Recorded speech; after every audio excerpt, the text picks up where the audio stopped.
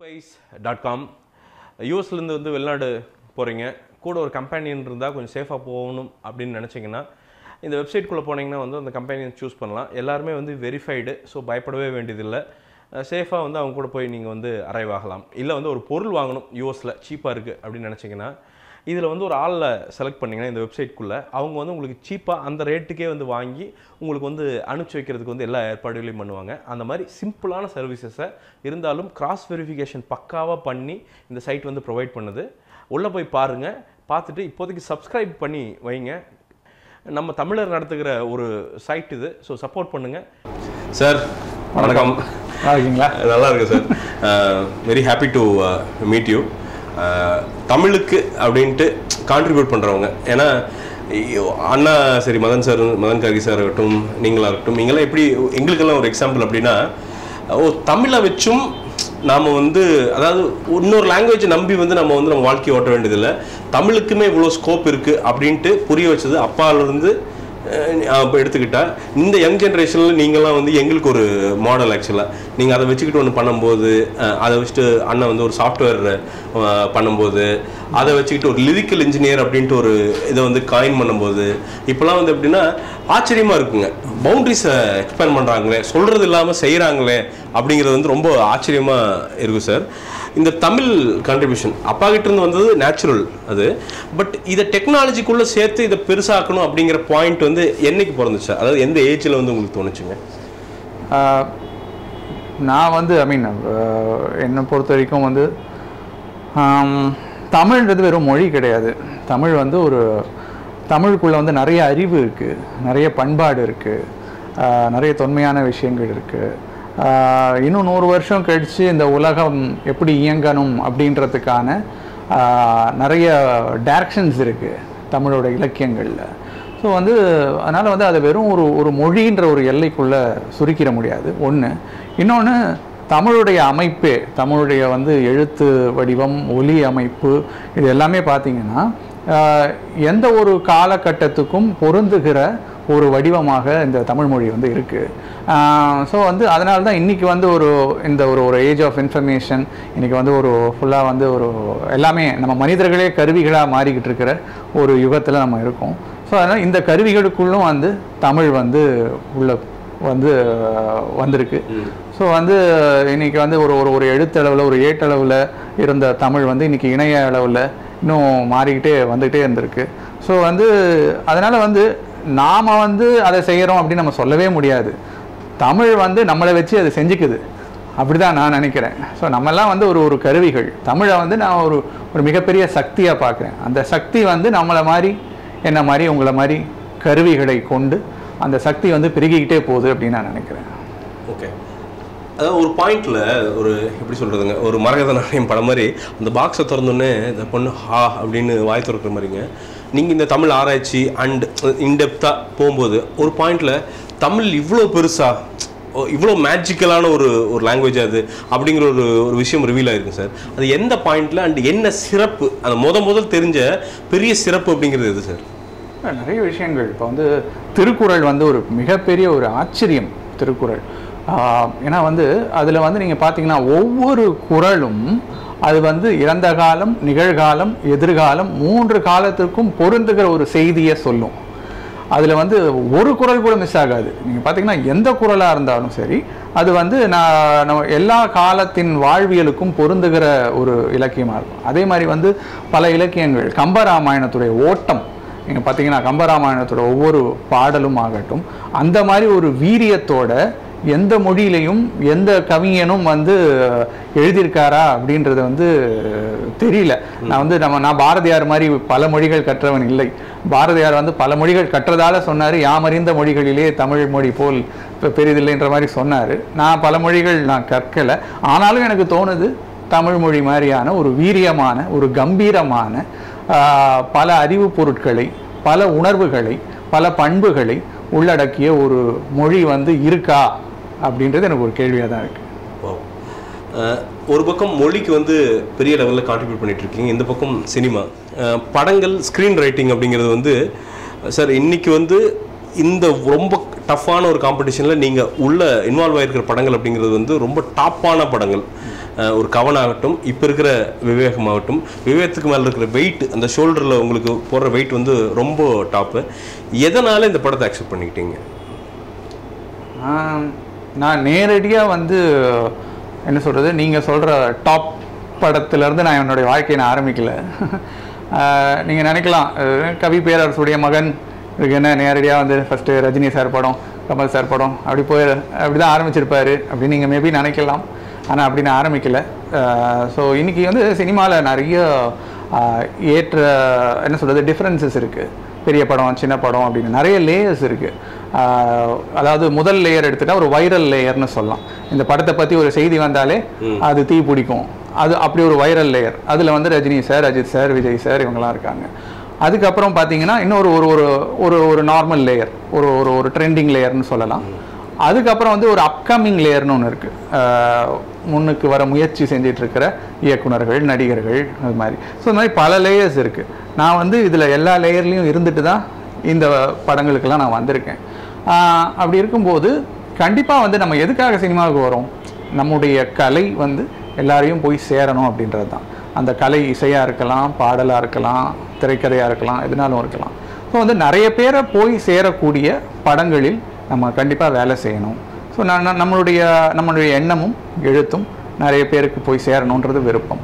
So கண்டிப்பாக வந்து ஒரு அஜித் சார் மாதிரி ஒரு படத்தில் வந்து நம்ம அவருடைய படத்தில் நம்ம எழுதும்போது அது ஒரு பாடலாகட்டும், திரைக்கதையாகட்டும், நான் வந்து மேபி நான் ஒரு நிறைய புத்தகங்கள் எழுதியிருக்கலாம், நான் பண்ணியிருக்கலாம். ஆனால் வந்து அதோட ரீச்சை விட இதோட ரீச் அப்படின்றது வந்து அதிகம். ஓகே. ஸோ அதனால் வந்து நிறைய பேர் கூட நம்ம தொடர்பு நமக்கு வருது. இப்போ இது வரைக்கும் நான் அவங்கள சந்தித்ததே கிடையாது.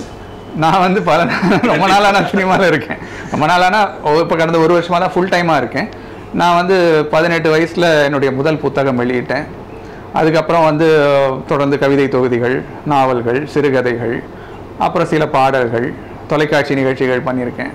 ஆனால் இது வரைக்கும் என்னை சந்திக்கணும்னு உங்களுக்கு தோணலை. இல்லை. ஸோ இப்போ ஒரு விவேகம்னு ஒரு படம் பண்ணும்போது உங்களை மாதிரி பெரியவங்களெல்லாம் சந்திக்கிற வாய்ப்பு எனக்கு கிடைச்சிருக்கு. அழகா எப்படி சொல்ல, செந்தமிழ்ல கலாச்சிட்டீங்க. யதார்த்தத்தை சொல்ல இல்லை. என்னதுன்னா, இப்படி ஒரு படம் ப்ராஜெக்ட் அப்படிங்கிறது வந்துங்க, இது வந்து டெக்னிக்கலி அட்வான்ஸ்டு கூட. இந்த ப்ராஜெக்ட் ட்ரெய்லர் ஆகட்டும், இப்போ வர போஸ்டர்ஸ் ஆகட்டும், எல்லாம் பார்க்குறப்போ டெக்னிக்கலியும் நிறைய விஷயங்கள் வந்து உள்ள டெக்னாலஜி யூஸ் பண்ணியிருக்காங்க. ஸ்க்ரீன் பிளே எழுதும்போது இந்த விஷயங்கள்லாம் சிவா வந்து எப்படி உங்களுக்கு கன்வே பண்ணார்? இந்த விஷயமெல்லாம் இருக்கும் கபிலன், இதுக்கு ஏற்ற மாதிரி நம்ம ப்ளேஸ் பண்ணணும் அப்படிங்கிறது எந்த மாதிரியான டிஸ்கஷன் போச்சுங்க இது எழுதும்போது? இந்த படத்தில் வந்து சிவா சார் வந்து ஒரு அடிப்படை கதை கரு வச்சுருந்தார். ஸோ அந்த இடத்துல வந்து எங்களுடைய கதை விவாதம் ஆரம்பித்தது. சிவா சார், ஆதிநாராயணன் சார், நான் 3 பேரும் சேர்ந்து கதை விவாதத்தில் ஈடுபட்டோம். ஸோ வந்து சிவா சார் கிட்ட இருந்த அந்த ஒரு அடிப்படை கதையை ஒரு ஃபுல் ஃப்ளெஜ் ஸ்டோரி லைனாக, ஒரு முழு நீள கதை வடிவமாக அதை உருவாக்கிட்டு அதுக்கான திரைக்கதையையும் உருவாக்கணும். ஸோ இப்படி உருவாக்கும்போது என்னுடைய ஒரு பங்குன்னு ஸ்பெசிஃபிக்காக அப்படி சொல்லணும்னா, நிறைய த்ரூ அவுட் கான்ட்ரிபியூட் பண்ணியிருக்கேன். பட் ஸ்பெசிஃபிக்காக சொல்லணும்னா, எதுக்காக சிவா சார் என்னை கூப்பிட்டார் அப்படின்னா, இந்த ஜானர். ஸோ இந்த ஜானருக்குரிய ஒரு உலகம் இருக்கும் இல்லையா? ஒரு இன்டர்நேஷ்னல் ஸ்பை த்ரில்லர்னு வரும்போது அதற்குரிய மனிதர்கள், அந்த உலகம், அந்த அலுவலகம், அவங்கள சுற்றிய ஒரு மிஷன், அவங்க தேடி போகிற விஷயங்கள், அதோட டெக்னிக்காலிட்டிஸ், அவங்க பேசிக்கிற மொழியில் பயன்படுத்துகிற டேர்ம்ஸு. ஸோ இந்த ஒரு உலகத்தை சிருஷ்டிக்கணும். ஸோ அதுக்கு உங்களுடைய இது ரைட்டிங் தேவைப்படும் அப்படின்னு தான் எனக்கு கூப்பிட்டாரு. ஸோ அந்த ஆஸ்பெக்டில் நான் கொஞ்சம் நிறைய கான்ட்ரிபியூட் பண்ணியிருக்கேன். இல்லை, இங்கே ஒரு சர்ப்ரைசிங்கான விஷயம் கேட்கணும். ஏன்னா நீங்கள் எல்லாமே வெல் ரெட், நிறைய புஸ்தகம் படிக்கிறீங்க. படித்ததில்ல சிவாவும். ஏன்னா அந்த டீம் செட் பண்ணுறது வந்து சிவா பார்த்தா ஒரு கமர்ஷியல் டைரக்டர் அப்படின்னு அசால்ட்டாக சில பேர் சொல்லிடுவாங்க. பட் இந்த டீமுகள்லாம் பார்க்கும்போது ரொம்ப ஆச்சரியமாக இருக்குது. ஏன்னா கரெக்டாக யார் கொண்டு வரணும், யார் இருந்தால் இது கரெக்டாக இருக்கும் அப்படிங்கிறது வந்து அந்த மெஷர் அது வந்து கரெக்டாக தெரிஞ்சிருக்கு சிவா சாருக்கு. அவரும் வெல் ரெட்டாக நிறைய எக்ஸ்போஸ் ஆன ஒரு மனிதராக. சிவா சார் வந்து 3000 கவிதைகள் எழுதி வச்சிருக்காரு. இது உங்களுக்கு ஒரு புதிய தகவலாக இருக்கலாம். அவர் வந்து சின்ன வயசுலேருந்தே வந்து கவிதை மேலே ரொம்ப ஆர்வம் அவருக்கு. நிறைய படிப்பார், நிறைய எழுதுவார்.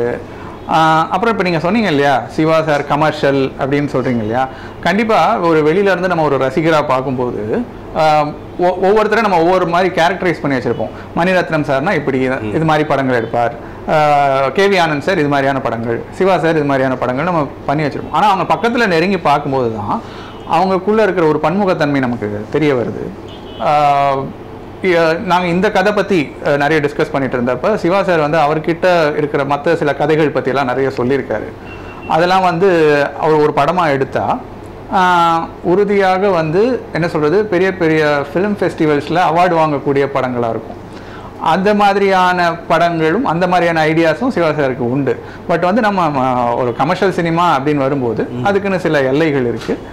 ஸோ அதை நம்ம வந்து பல தர மக்களுக்காக நம்ம ஒரு படத்தை எடுக்கிறோம். ஸோ வந்து எல்லாருக்குமான விஷயம் வந்து ஒரு படத்தில் இருக்கணும். இப்போ நீங்கள் ஒரு ஷாப்பிங் மால் போகிறீங்க, ஸோ உங்களுக்கான ஆடைகளும் அங்கே இருக்கணும், உங்கள் குழந்தைக்கான ஐஸ்கிரீமும் அங்கே இருக்கணும், உங்கள் மனைவிக்கான புடவை கடையும் அங்கே இருக்கணும். ஸோ ஒரு பெரிய சினிமா அப்படின்றது ஒரு ஷாப்பிங் மால் மாதிரி எல்லாருக்குமான விஷயங்கள் அதில் இருக்கணும். அப்படி வரும்போது அதில் சில நேரங்களில் அதோடைய கலைத்தன்மை குறைஞ்சு வணிகத்தன்மை அதிகமாகுது. அதை நம்ம வந்து தவிர்க்க முடியாது. ஒரு சில மீட்டர், அதாவது ஒரு டேரக்டர் பற்றி சொல்லும்போது, அவர் வந்து ஸ்க்ரீன் பிளே எழுதும்போது 10 நிமிஷத்துக்கு ஒரு தாட்டு ஆடியன்ஸ் சிரிச்சிடணும் அப்படின்னு எழுதுறாரா, ஒரு 5 நிமிஷத்துக்கு ஒரு தாட்டு ஒரு ஆடியன்ஸுக்கு ஒரு எக்ஸைட்மெண்ட் பண்ணணும் அப்படின்னு.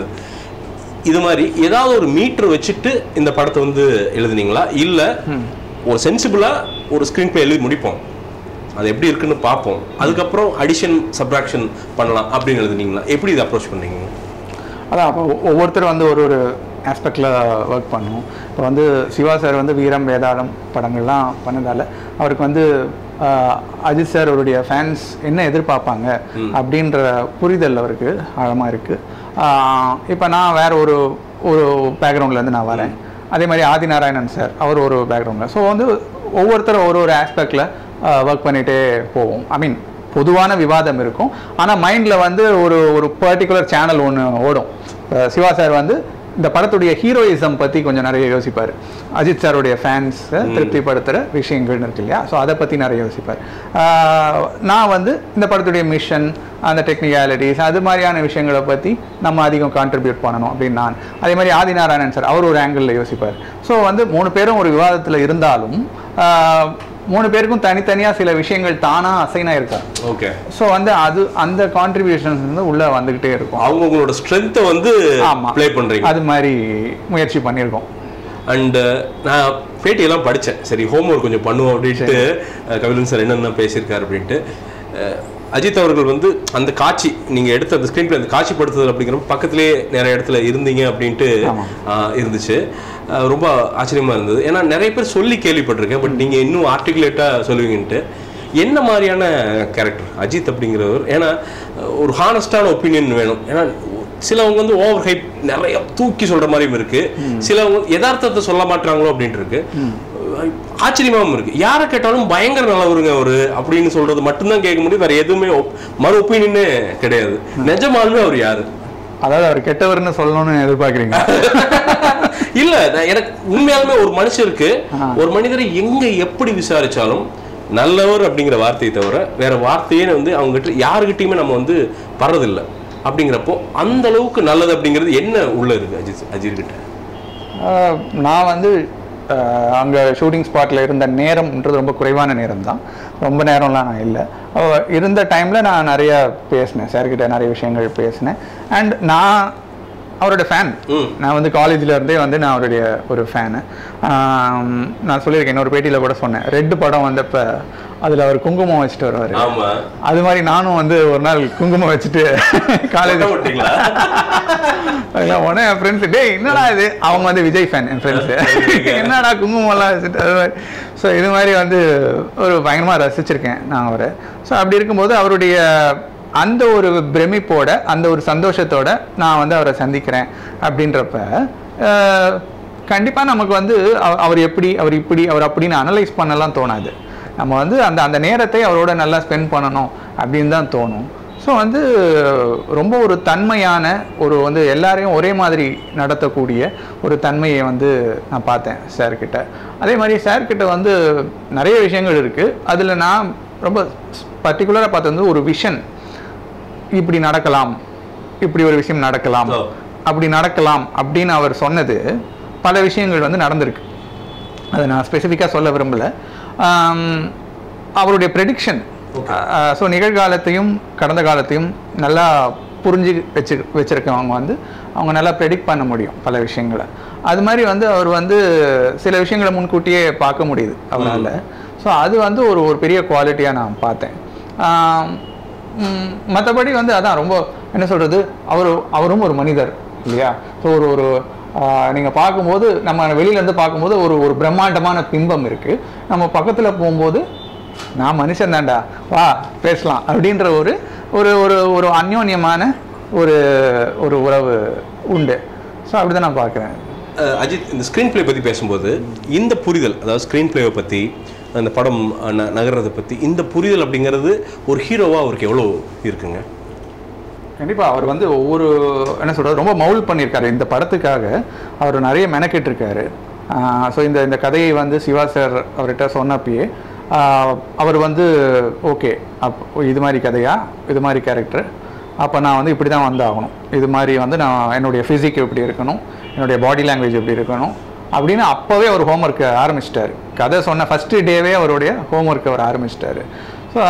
ஸோ கொஞ்சம் கொஞ்சமாக வந்து எங்களுக்கு ஒரு பெரிய சேலஞ்ச் என்னென்னா, இவருடைய உழைப்புக்கு ஈடு கொடுக்குற மாதிரி நம்மளுடைய எழுத்துக்கள், எழுத்து இருக்கணும், காட்சி அமைப்பு இருக்கணும் அப்படின்றது.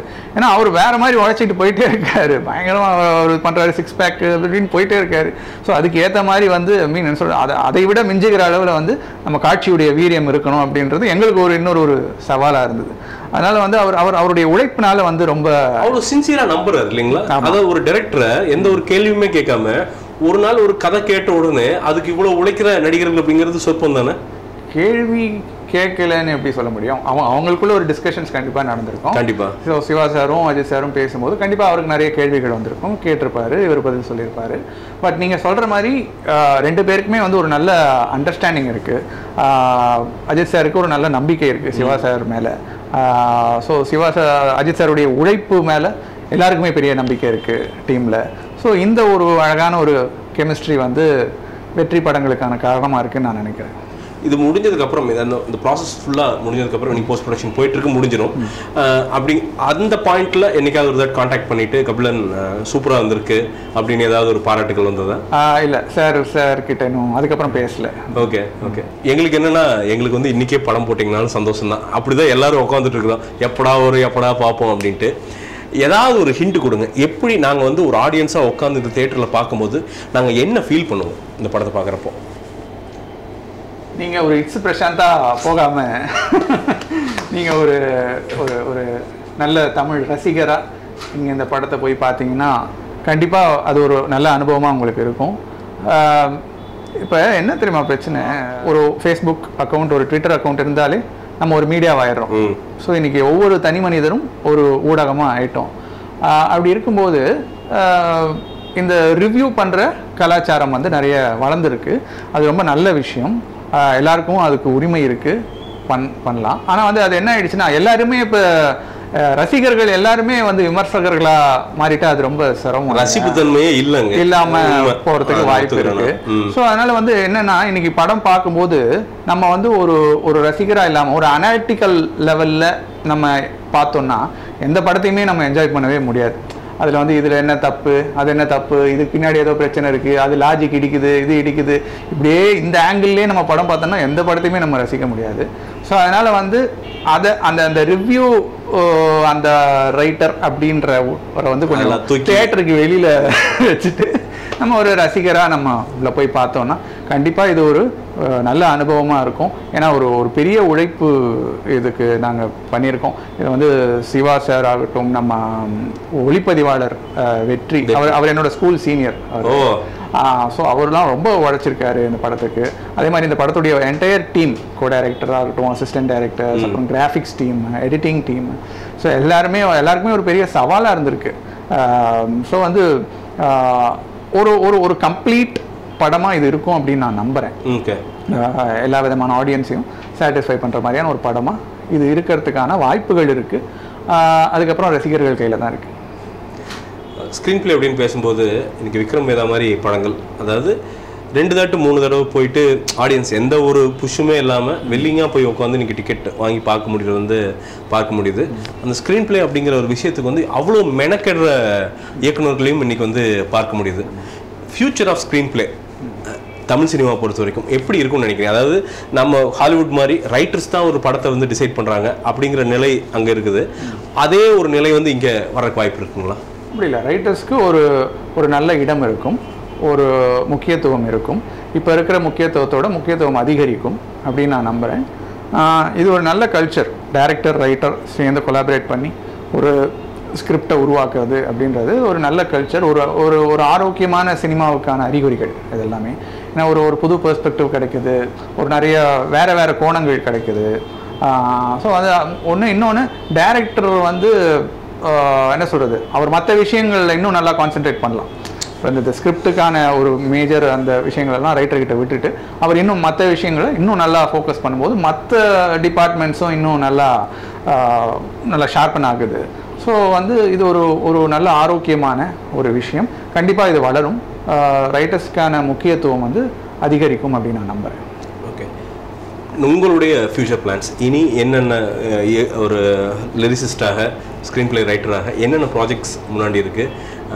நாங்கள் உங்களுக்கு என்னென்ன அவதாரத்தில் வந்து பார்க்கலாம்? வேறு அவதாரம் எழுத்து தான். நான் வந்து கவிதையில் ஆரம்பித்தேன், அப்புறம் வந்து சிறுகதை, நாவல்கள், கதை, திரைக்கதை, வசனம், பாடல்கள்னு ஒரே எழுத்து தான். அதை வந்து அதோட வேறு வடிவங்களை நான் பார்த்துக்கிட்டே வரேன்.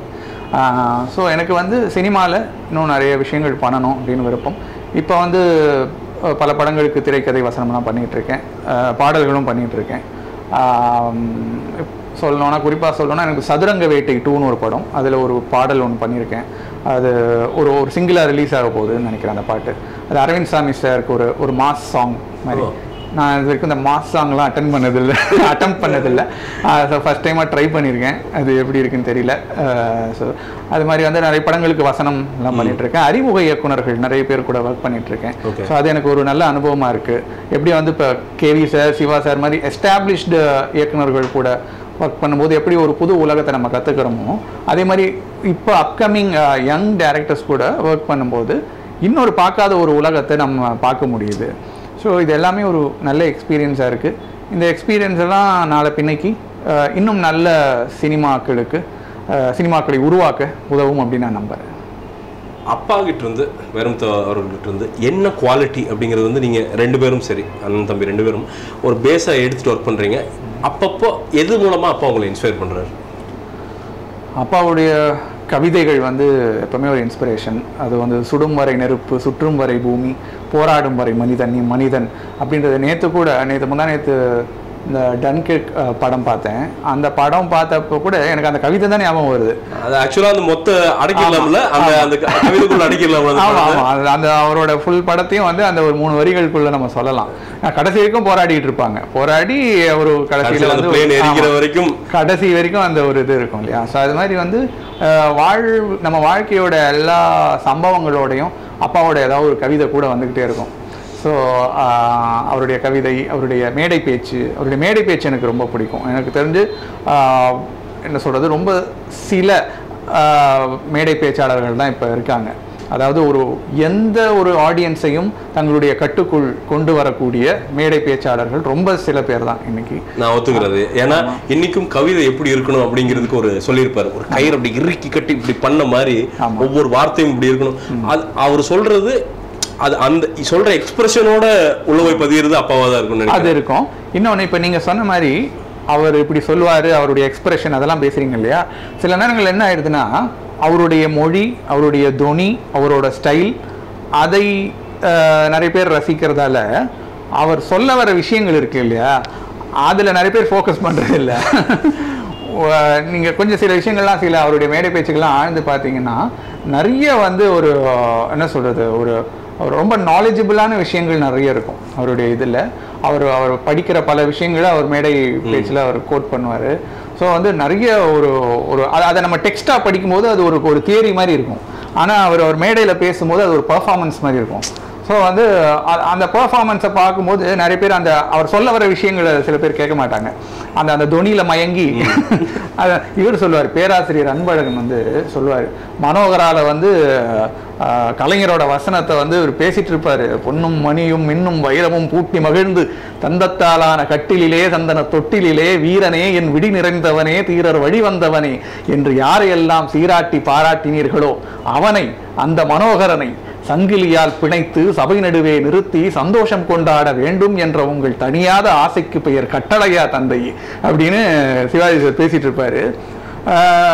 பேராசிரியர் வந்து சொல்லுவார், கலைஞருடைய வசனம், ஆனால் வந்து சிவாஜி அவர்களுடைய தொனியில், அவரோட பாடி லாங்குவேஜில், அவருடைய அந்த மிரட்டலான ஒரு கம்பீரத்தில் வந்து கலைஞர் அவர்களுடைய வசனத்தை கேட்டவங்க ரொம்ப கொஞ்சம் பேர் தான் அப்படின்னு சொல்லுவாங்க. ஆமா, அது மாதிரி வந்து அப்பா வந்து நிறைய விஷயங்கள் பேசும்போது அவருடைய மொழி, அவருடைய தொனி, அதுல நிறைய கவனம் இருக்கு. ஆனா அதை தாண்டி அவர் நிறைய விஷயங்கள் சொல்றாரு. ஸோ அதெல்லாமே ஒரு பெரிய இன்ஸ்பிரேஷன் தான். கபிலன் சார், என்ன சொல்றதுன்னு தெரியல. எனக்கு இன்னும் ஒரு 1/2 மணி நேரம் பேசணும்னு தான் ஆசை.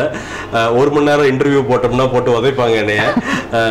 ஒரு டிக்ஷனரி என்னன்னா, தமிழுக்கு நாங்கள் ஒரு ரெஃபரன்ஸ் பாயிண்டாக வச்சுக்கிறது நீங்கள் வைரமுத்து சன் அது அப்படின்னு இல்லை, உங்களுடைய தனி ஒர்க் அப்படிங்கிறது வந்து எங்களை ஏதோ ஒரு வகையில் வந்து இன்ஸ்பயர் பண்ணிகிட்டே இருக்கு.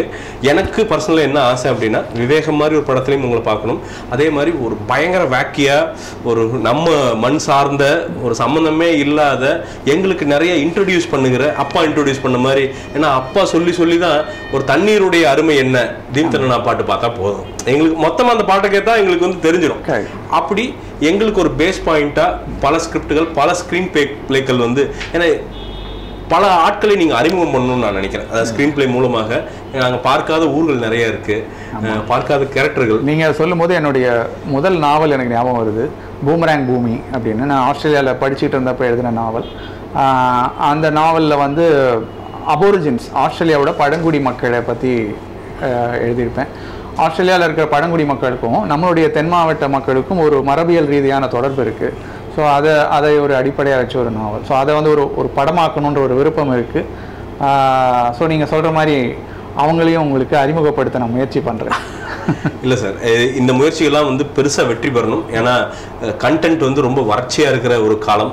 ஒரு பக்கம் பயங்கரமாக ஃப்ளோ ஆகுது, இன்னொரு பக்கம் வறட்சியும் நிலவுது. இதை வந்து போக்குறதுக்கு ஒரு பேலன்ஸாக நீங்கள் இருக்கணுங்கிறது என்னுடைய தாழ்மையான வேண்டுகோள். கண்டிப்பாக. அதே மாதிரி நீங்கள் நிறைய ரிவ்யூஸ் எல்லாம் பண்ணிட்டு இருக்கீங்க, உங்களுக்கு ஒரு பெரிய ஃபேன் பேஸ் இருக்குது. நிறைய பார்த்தேன் ஒரு ட்விட்டர், பிரசாந்த் ஆர்மின்னு யாரோ ஒரு ட்விட்டர் எல்லாம் பார்த்தேன். ஸோ நிறைய உங்களுடைய ரசிகர்கள்லாம் இருக்காங்க. ஸோ பெரிய பொறுப்பு இல்லை உங்களுக்கு, ரொம்ப பெரிய பொறுப்பு. ஸோ வந்து ரொம்ப எதுனாலும் பேசிட முடியாது, எதுனாலும் யோசித்து பேசணும். ஸோ வந்து அந்த பொறுப்பை வந்து நீங்கள் சிறப்பாக செய்வதற்கு என்னுடைய வாழ்த்துக்கள். கண்டிப்பாக செய்கிறேன். வந்தமைக்கு நன்றி. நன்றி. Thank you sir.